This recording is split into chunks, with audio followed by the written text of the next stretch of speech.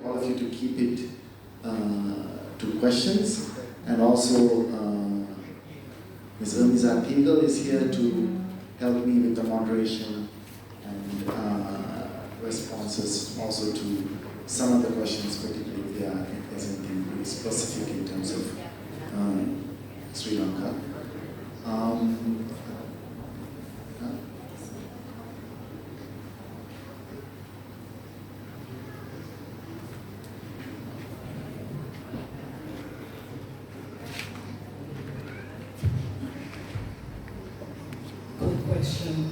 I love the idea of leaving the bond market, but I'd like to know whether any other country has done that in terms of doing that. So, yeah. The other question, important question, we've heard quite a number of the people who are negotiating for the Sri Lankan government with the IMF talking about biosecurity. They don't use those words, but one thing they say is the petty market, or precisely the rice market, is not economical, not profitable. We have rice. So what they're saying is, why don't we just give that up, right? We don't need to produce rice. We will just import it from whichever country is willing to give it to us at a cheaper price. But I think we understand that if we took that stance, rice is staple to Sri Lanka. With time, the price advantage that we might have now will just go away, and they will just scourge us to the end. So I want to hear from you all, what's happening on this in other countries, how you're suggesting, because it's a major problem when we hear some of these people say that. Okay? Those are the questions. I'm very interested in the second one.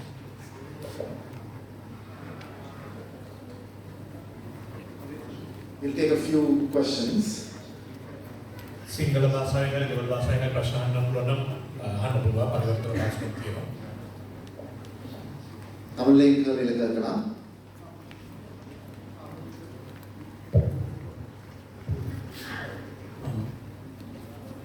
Good evening and thank you for your valuable input. My question is that now we are in an IMF agreement, and now we see that the government, which is a non-democratic government which we have, where there's no mandate from people, is trying to constitutionalize all these changes into our current constitution, which does not have any people's mandate, just before 4 months of election. And has this happened in other parts of the country, the globe, and how has the civil society or citizens have responded to constitutionalizing IMF reforms into the constitution?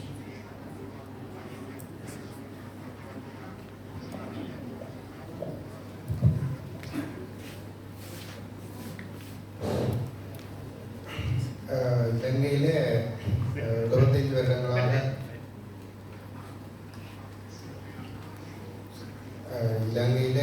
வருடங்களாக இனப்பிரச்சனை இருக்கிறது.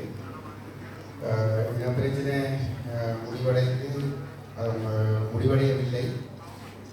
2009 யுத்தம் முடிவடைந்து 15 வருடங்கள் கடந்து அதில் 12வது வருடத்திலே தான் நாடு பொருளாதாரத்தில் வீழ்ச்சி அடைந்தது. இந்த இனப்பிரச்சனை தீர்க்கப்படாமல் தமிழ் மக்களுடைய பங்களிப்பு இல்லாமல் இந்த நாட்டின் தேசத்தினுடைய இலங்கையினுடைய ஒரு தேசமாக இருக்கக்கூடிய தமிழ் மக்களுடைய பொருளாதார பங்களிப்புகள் இல்லாமல் அவர்கள் இந்த நாடு கட்டியெழுப்பப்பட முடியுமா? இந்த நாட்டிலே போர் முடிந்து 15 வருடங்களுக்கு பின்னரும் இராணுவத்தினருடைய பாதுகாப்பு செலவினங்கள் அது உச்சமாக இருக்கிறது.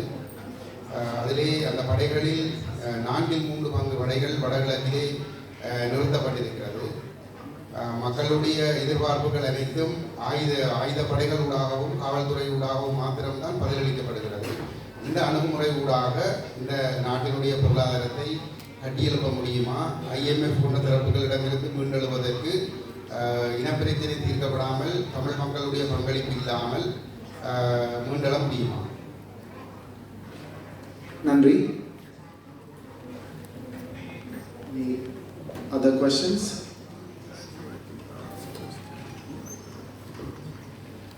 Sorry, can you give the English version of that, please?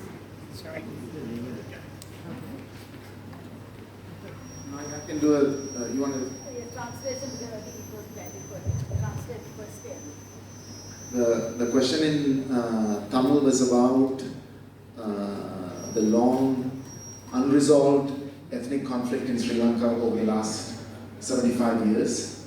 It is 12 years after the war that Sri Lanka went into an economic crisis, and without resolving the ethnic issue, can Sri Lanka's economy be built up? Because much of the investment in Sri Lanka is going into the military and the security sectors.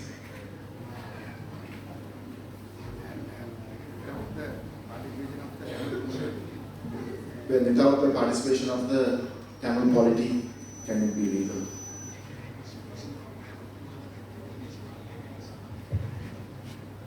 Yes, I have noticed recently in the IMF blogs, the younger staff seem to be having very different ideas. How long do you reckon it will take for those ideas to take effect, especially with regard to the taboos that neoliberalism has placed on economic development?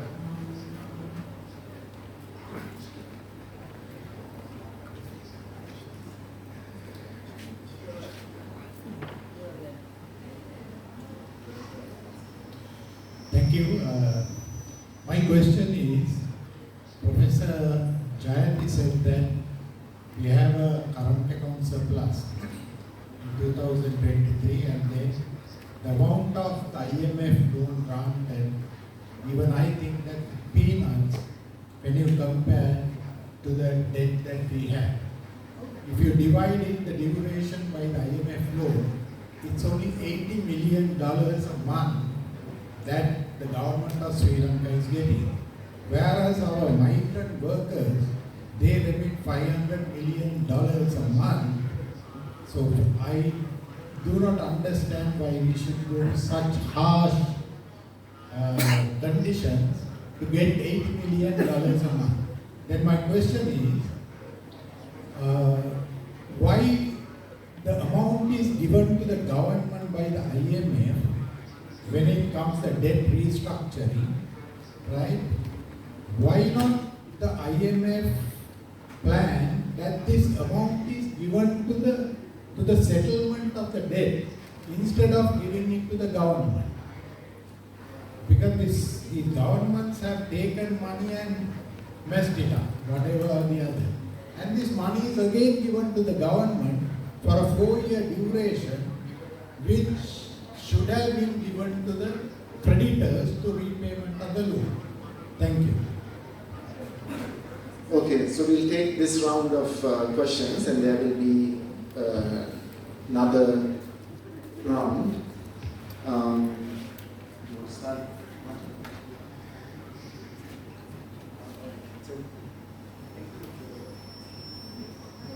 Thank you for the very interesting questions. I'm going to address a few of them.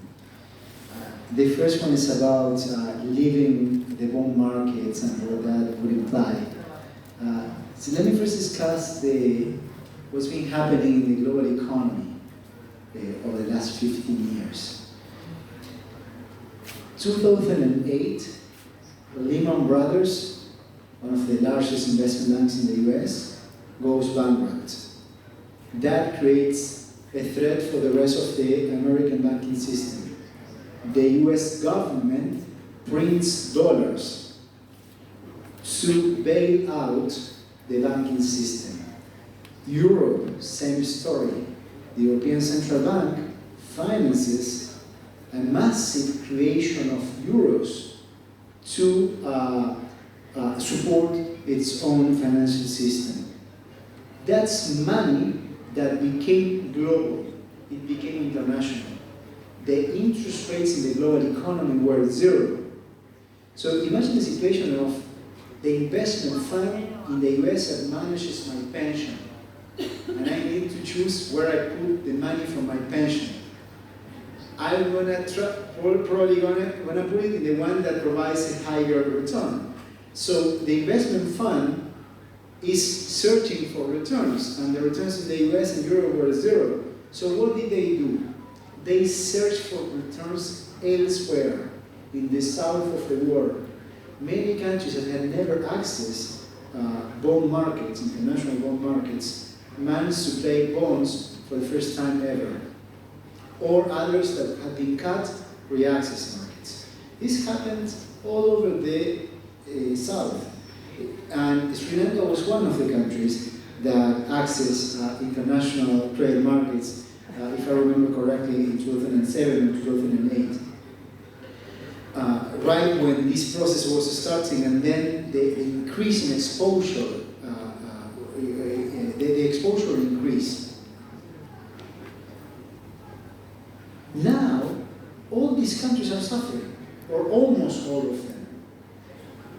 Last April 11, so this is just 2 months ago, and Yayati and I were discussing this last week at the Vatican. The US Treasury, who was at the Vatican, published a statement on the US Treasury view on global debt, which is specifically about what to do with bonds. And what the US Treasury suggests is that we should revert this process. How? The international community, the taxpayers of the world, should provide financing for a guarantee on these bonds, but in exchange of a restructuring of the debt of the bonds, which basically means let's move risk that is in the hands of the private sector that holds the Sri Lankan bonds from Ghana and many other countries, to the international taxpayers, to the public sectors of the world. So there is this idea of reverting what was done in terms of the access, the exposure to the international private financial sector. Countries were not mature to borrow, but it takes two to tango, we say in Argentina. So the debtors also decided to borrow. And they were not clear about how this money was going to be used, how it was going to be repaid. The creditors decided to lend, mainly based on the expectation that someone would bail them out. Who? Maybe the IMF, which is what's been happening. The multilateral international institutions are bailing out through loans to the countries in distress, the private creditors. So I wouldn't be too concerned about not caring much on what happens with the relationship in the short term with international credit markets. I think these countries need either large extension of maturities at low interest rates or deep restructurings of the debt, including haircuts on the principal. Thank you. So, this is the reality we're going through. Of course, the message from the international financial community is going to be different. They're going to say, it's the end of the world for you, your economy is going to perform worse. But it's even the US Treasury that's telling us there is no easy way out of this, and we have to revert, okay? This is the time not to expect access to international credit markets soon. It's the time for a deep resolution of the sovereign debt crisis that countries are going through. Second question that I want to address is about this issue of the policies into the Constitution and the law. I don't know the details, so I'm going to speak in more general terms about how programs with the IMF work. A program with the IMF is an agreement about policies. There are two main memorandums. They are called the Memorandum of Economic and Financial Policies and the Memorandum of Technical Understanding. The Memorandum of Economic and Financial Policies lays out the fiscal, monetary, and financial policies and many other policies. And then every 3 months, there is a revision, a review of the program. And when the review is completed, the IMF disburses part of the financing that was agreed in the deal. What Congress could do around the world is have a role for the approval of the deals. But then, every 3 months the deal gets revised. So you don't put that in the Constitution because you need the flexibility to revise the policies because there are shocks. Actually, if the program is well done, it has to include an article in the Memorandum of Economic and Financial Policies that says this program can be changed when there are shocks that are external to the country. In the current program that Argentina has, that exists, that clause is the Article 11 of the program, or Clause 11 of the program. And it's been every 3 months revised. I mean, there were many revisions. In the middle, there was a war in Ukraine, and interest rates changed, and there was a drought, and the country could produce less soybean in 2022, 2023. This is the same for every country. So you need, on the one hand, to involve your society. That's important. To involve Parliament, of course, the democracy should be part. That's how it should work. But you don't want to set the policies on stone because you need enough flexibility to change them. And if you want to set them on stone, it's going to be worse for the country. It's going to give more advantage to the other side. So these are the trade-offs that need to be balanced or managed. And the third one, and the final one. So there is I very much enjoy the question of the IMF and the remittances. And the interesting thing is that the difference between the IMF and the remittances is that what the IMF provides is debt. Okay, so you have to pay it back. So that's different. And the cost of that debt is high. Sri Lanka pays, so this is how the interest rate of the IMF works. The lending rate for countries that are not poor countries, that borrow from what's called the General Resources Account of the IMF, like Sri Lanka, the lending rate is equal to the following formula: 100 basis points, that's 1%, plus the interest rate on the special drawing rights. I'm going to explain what this means. Plus, if you borrow above a certain amount, or you have outstanding credit for longer than a certain period, you pay an extra rate called surcharges, which Sri Lanka